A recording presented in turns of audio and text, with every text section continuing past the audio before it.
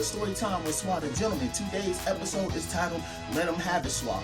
Initially, this episode was going to be one story about my real father, but I just thought of two more stories to go with the one to tell you in this episode. This is about my real dad. This ain't about Simone's dad, Pops, because Pops has adopted me as his own. If you follow me on Instagram and Fuck Me Friday, you know about it. But this is about 3 separate times that I've either cussed out my dad or almost fought it. When I'm talking about fighting, look how my fists are balled.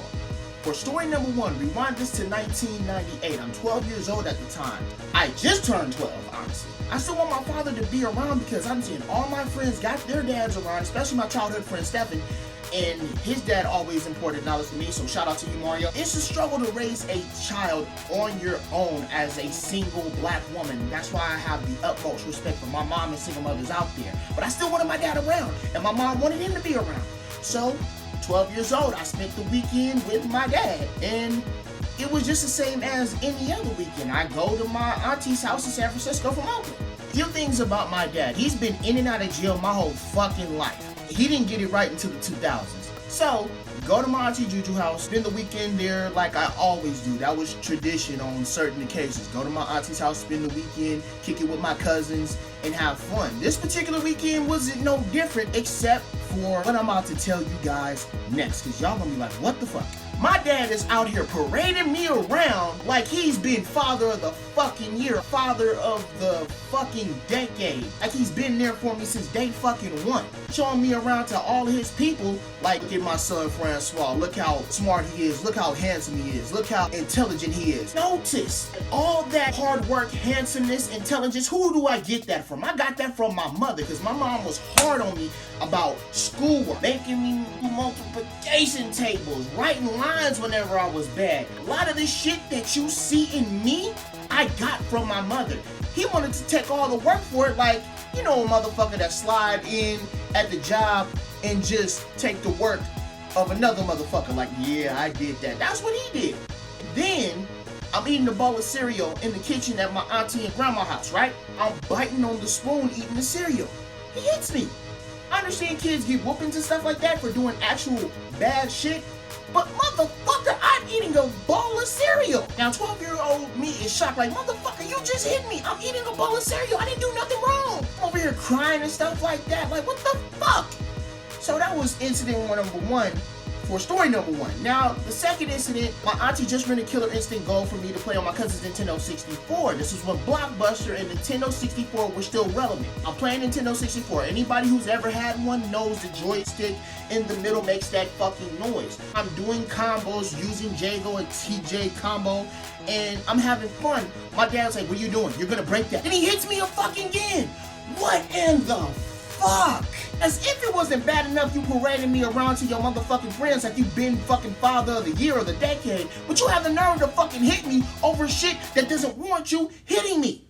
Now, when we got back home to my house in Oakland, I told my mom what happened. You gotta love a mother's intuition when they know that something is wrong with their baby. My mom saw it in my face after my dad left, and I didn't wait to tell her until like maybe the next day. She was like, Francois, what is wrong, baby? Talk to me. I'm like, my dad hit me a couple of times. He's walking around showing me off to his friends like he's been there for me, which you know that he hasn't, and he's had that choice to be there for me, but chose the streets. My mom is fucking furious. And if you wonder where I get my temper from, refer to the first episode of the season. Because if my mom whooped the kid's ass for fucking with me, what the fuck you think she was gonna do to my own goddamn dad? You ain't been there, then you got your nerve to discipline him over shit that don't need disciplining? Oh, my mom was mad. Then when he called the house, I cussed him out to the best of my abilities without trying to cuss in my own house, but I was fucking frustrated. I don't remember what I said to my dad exactly, but I know it was on the lines of you hit me, you put your fucking hands on me, and like I said, it's to the best of my abilities because I'm not supposed to be cussing in my mother's house. Even though I cuss at school among friends, I still don't want to get in trouble.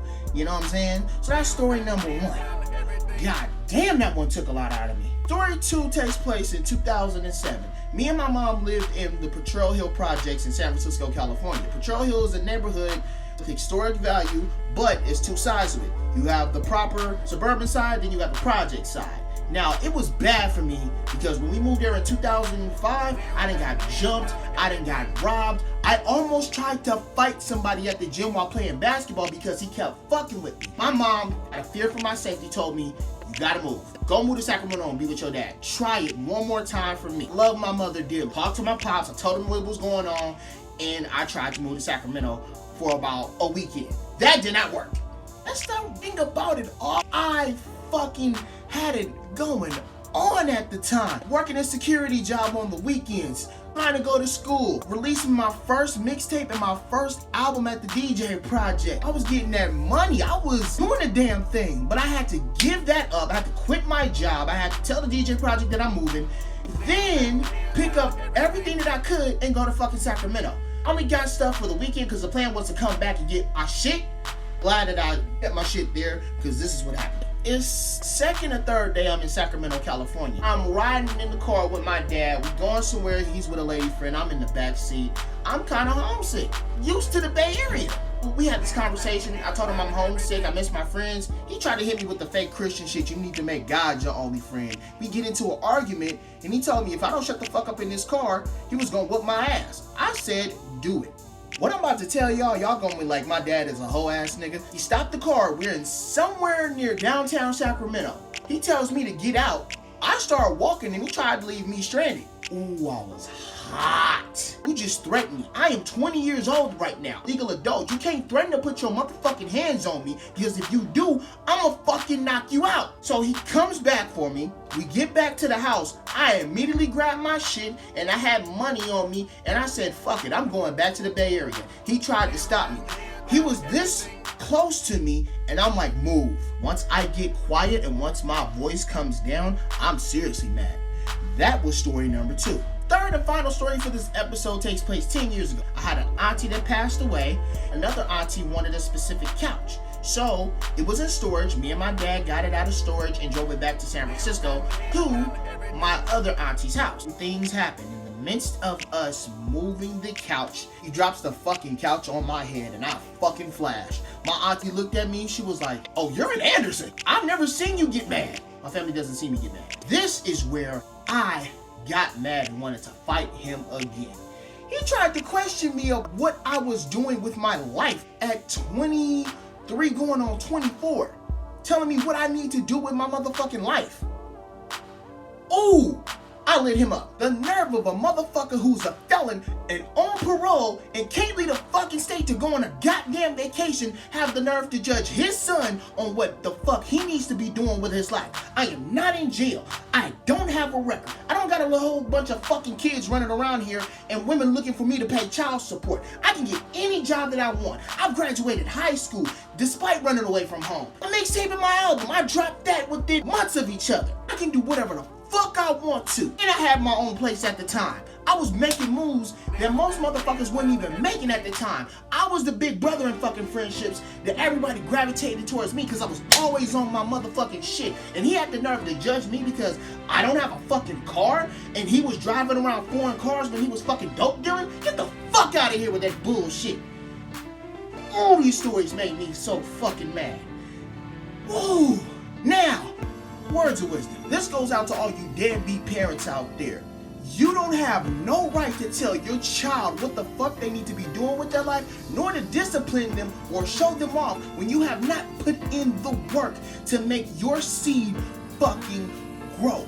We as children are the seeds. Our parents are the water. They're supposed to water us so we can grow up to be prosperous adults. If you have not done that, you hold no claim to your child. Hey, what the next episode gonna be about, Swat? Tell us, man. I know I ran it like a motherfucker, but thank you for coming back to watch another episode of Storytime with Swat and Jimmy. Remember to like, comment, share with your friends and family on social media, subscribe to the channel, hit the bell on the side of the subscription bar to be updated when I drop new content.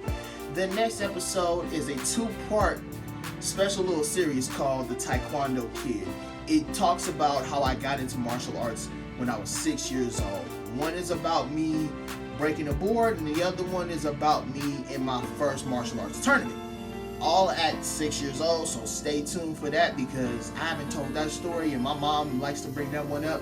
So this one is for my mom. So As usual, remember to social distance, wear your mask, be kind to each other, vote, Black Lives Matter, and until next video, one love, peace.